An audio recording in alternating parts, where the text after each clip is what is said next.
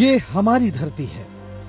आज इसका हर हिस्सा सुलग रहा है। ना सूरज के बढ़ते ताप से नहीं, ओजोन परत के कमजोर होने से भी नहीं, इंसान के दिमाग में भरे गुस्से से। ये गुस्सा कभी बमों का धमाका बन जाता है, तो कभी टैंकों की नाल से शोला बनकर फूटता है, तो कभी अच्छा भला हवाई जहाज देखते ही देखते आग के गोले में तब्दील हो जाता है। ये गुस्सा कभी अन्याय के खिलाफ पैदा होता है, तो कभी अन्याय करने के लिए उकसाता है। वजह कोई भी हो, मरता इंसान ही है। खाक इंसानियत ही होती है। ऐसा हर हादसा धरती का सीना थोड़ा और छलनी कर जाता है। धरती जिसे हम सब माँ कहते हैं, हर नस्ल, हर रंग, हर जाति और हर धर्म के लोग उसे माँ कहते हैं। लेकिन हद तो ये है कि इस माँ के आंचल को खून में सराबोर करने का गुनाह करने में कोई किसी से पीछे नहीं।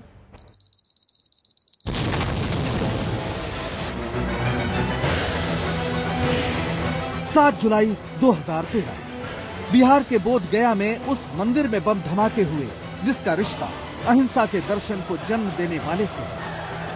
वो जगह जहां एक पीपल के वृक्ष के नीचे 2500 साल पहले एक वैरागी राजकुमार को बोध प्राप्त हुआ था। ये वो जगह है जहां ऐसा ज्ञान प्रस्फुटित हुआ जो हजारों साल बाद भी दुनिया को आलोकित कर रहा है। ये वो जगह है जिसने गौतम को बुद्ध बनाया।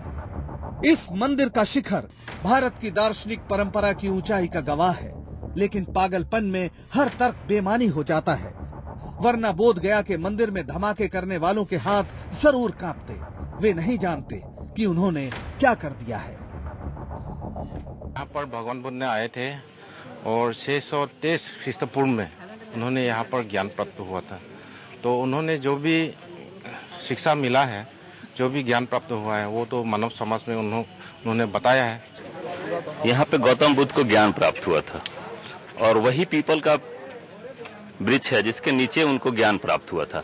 इसलिए जितने भी बौद्ध धर्मावलंबी हैं उनके लिए वो पीपल का पत्ता भी, आप समझ सकते हैं, पूरे वर्ल्ड में जहां जहां बौद्ध धर्मावलंबी है इसका एक पत्ता भी लाखों रुपए में बिकता है। अगर वो गिर गया यहाँ से लेके लोग जाते हैं।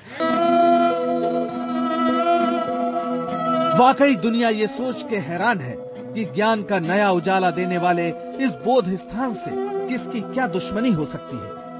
ये वही जगह है जहां वैशाख पूर्णिमा की एक रात 7 हफ्तों से हड्डियां गला रहे गौतम सिद्धार्थ को ज्ञान का वो मार्ग सूझा जो आज भी विचार मात्र से मन की उथल पुथल को शांत कर देता है। बुद्धं शरणं गच्छामि, धम्मं शरणं गच्छामि, संघं शरणं गच्छामि।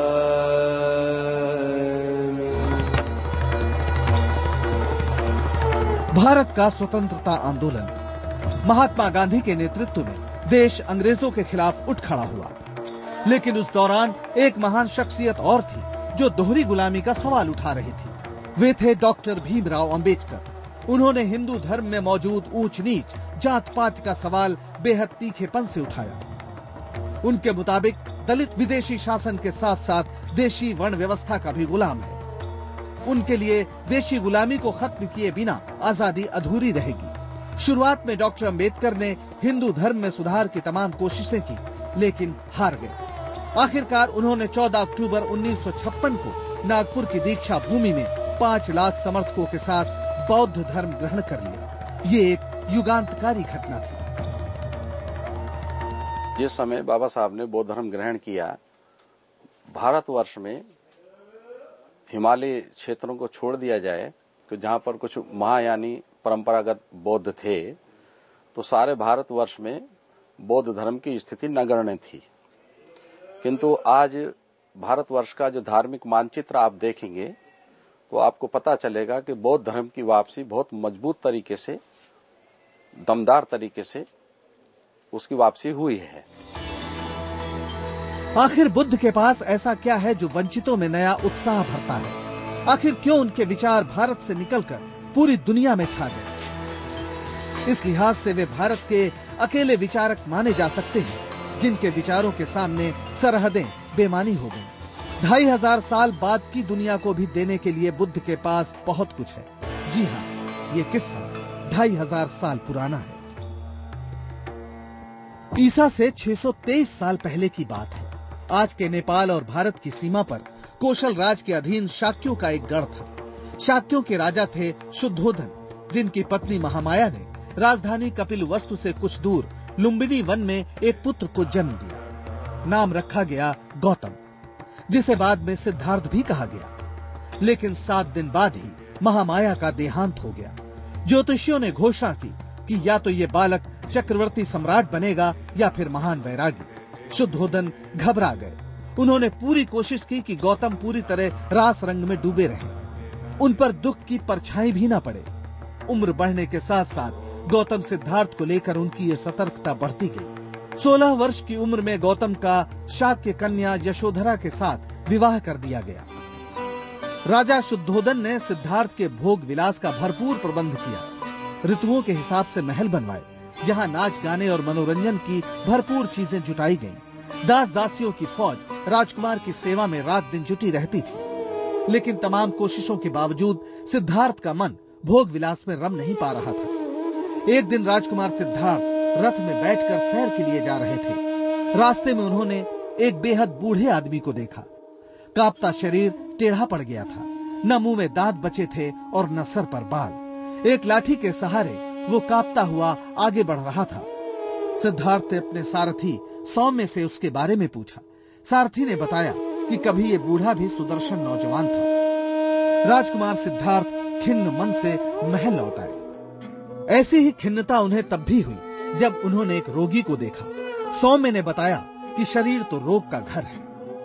एक बार फिर वे सैर को गए तो उन्हें शव यात्रा दिखाई पड़ी। सौम्य से लोगों के रोने पीटने की वजह पता की तो मृत्यु का मतलब समझ में आया। सारथी ने बताया कि मृत्यु के पास से कोई नहीं बच पाएगा। सिद्धार्थ के मन में वैराग फूट पड़ा। राजा शुद्धोधन ने सुना तो उनके इर्द गिर्द तमाम सुंदरियों को तैनात कर दिया। लेकिन सिद्धार्थ यही सोच रहे थे कि इन सुंदरियों का रूप नष्ट हो जाने वाला है, क्या रखा है इसमें। चौथी बार सैर के दौरान उन्होंने एक सन्यासी को देखा। शांत और गंभीर मुद्रा में सन्यासी को देखकर गौतम का मन खिल उठा। सौम्य ने बताया कि सन्यासी इसलिए प्रसन्न और शांत है क्योंकि उन्हें संसार से कोई लेना देना नहीं। उन्होंने सभी तरह के मोह से मुक्ति पा ली है। बुद्ध को वो रास्ता सूझ गया जिसकी उन्हें तलाश थी।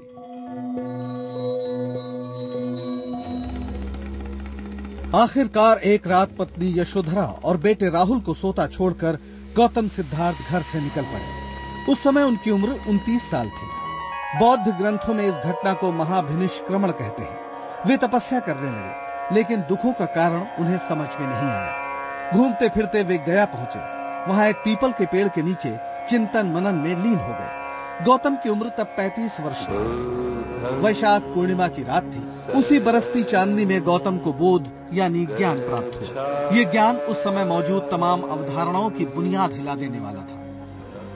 बुद्ध का मार्ग था मध्यम मार्ग। बुद्ध को 4 आर्य सत्यों का सिद्धांत समझ में आया। ये 4 आर्य सत्य हैं। संसार में दुख है। दुख का कारण तृष्णा है। तृष्णा के नाश से दुख समाप्त होता है। तृष्णा के नाश का उपाय है अष्टांगिक मार्ग।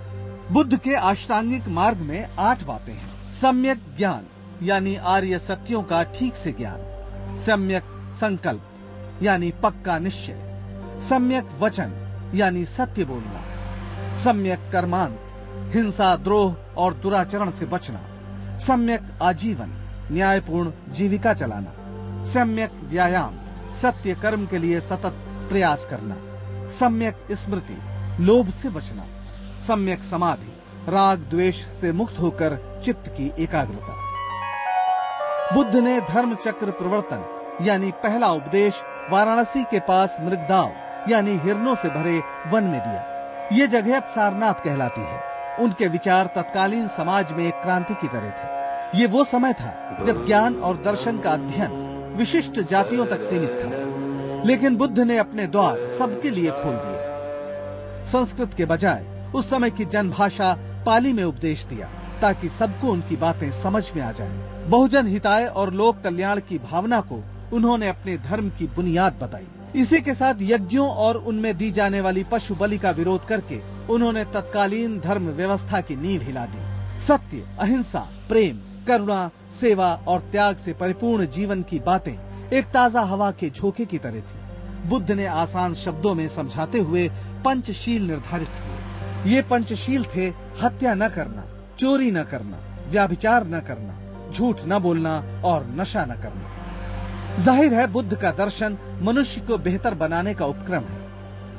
उन्होंने भाग्यवाद, अवतारवाद और पुनर्जन्मवाद जैसी मान्यताओं के विरुद्ध बुद्धि को जागृत करने पर बल दिया। उन्होंने ईश्वर के होने या न होने पर विचार करने को बेमानी बताते हुए सत्य पथ पर चलने की शिक्षा दी। उन्होंने भिक्षुओं को संघों में संगठित किया। उनके विचार तेजी से फैले, जगह जगह विहार बनने लगे। बिहार राज्य का नाम भी बिहारों की अधिकता से ही पड़ा है। इसी बिहार का गया शहर तथागत बुद्ध की वजह से बोध गया के नाम से मशहूर हुआ। ऐसा पहली बार है जब ये बम धमाकों की वजह से चर्चा में है, वरना शांति और ध्यान ही यहाँ की पहचान है। यहाँ तो जितना 16-17 कंट्री का आदमी लोग है, जितना धर्म देश लोग है, ये लोग मन शांति के लिए यहाँ एक बार आना चाहते हैं। इसलिए क्योंकि भगवान बुद्ध ने जो यहाँ मुक्ति का रास्ता मिला था, इसलिए वो लोग भी अपना मन शांति के लिए यहाँ मेडिटेशन पर लोग यहाँ पर आते हैं। गौतम बुद्ध का परिनिर्वाण 80 साल की उम्र में हुआ, लेकिन उनके विचार सदियों तक अबाध गति से फैलते रहे। मगध सम्राट अशोक के समय तो बौद्ध धर्म राजधर्म हो गया।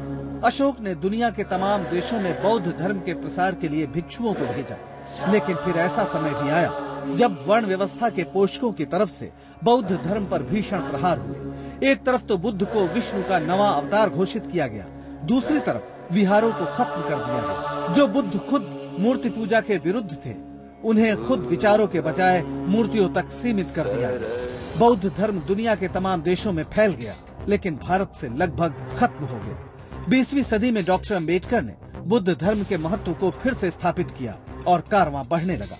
दलित आंदोलन ने राजनीति में नया तेज भरा और बुद्ध धर्म उसका वैचारिक आधार बना। कि जो भ्रष्टाचार के खिलाफ हम चिल्ला रहे हैं, भ्रष्टाचार बाय प्रोडक्ट है सदाचार से दूर होने का। वो अपना पैदा होता है, तो हम ये सदाचार की धारा बहा रहे हैं और ये धारा हमारी जितनी बलवान होगी, मेरा भारत उतना ही बलवान होगा, क्योंकि चरित्र प्रधान देश हर प्रकार की सुख सुविधाओं से, हर प्रकार की शक्ति से संपन्न होता है। बोध गया मंदिर पर धमाके करने वालों का जो भी इरादा रहा हो, लेकिन वे शायद नहीं जानते कि बुद्ध बमों से घबराते नहीं, वे बमों के बीच मुस्कुराते हैं, क्योंकि वे जानते हैं कि हिंसा से भरे दिमाग को भी शांति की जरूरत होती है। जब धमाकों की गूंज शांत होगी, जब बारूद की गंध खत्म हो जाएगी, दुनिया लड़ते लड़ते थक जाएगी, तो फिर इंसान एक ही चीज तलाशेगा: शांति, शांति, शांति। डाकू अंगुलीमाल की कहानी तो आपने जरूर सुनी होगी। ये क्रूर हत्यारा शिकार की उंगलियों की माला पहनता था, लेकिन जब उसकी मुलाकात तथागत बुद्ध से हुई तो उसका मन बदल गया। दुआ कीजिए कि महाबोधि मंदिर में धमाका करने वालों को भी किसी न किसी रूप में बुद्ध मिल जाए, तभी शायद उन्हें समझ में आएगा कि वैर से वैर नहीं मिटता, वैर मिटता है अवैर से, मित्रता से। बारूदी गंध में लिपटी दुनिया को बचाने का शायद यही एक तरीका है। पंकज श्रीवास्तव, दिल्ली, IBN 7।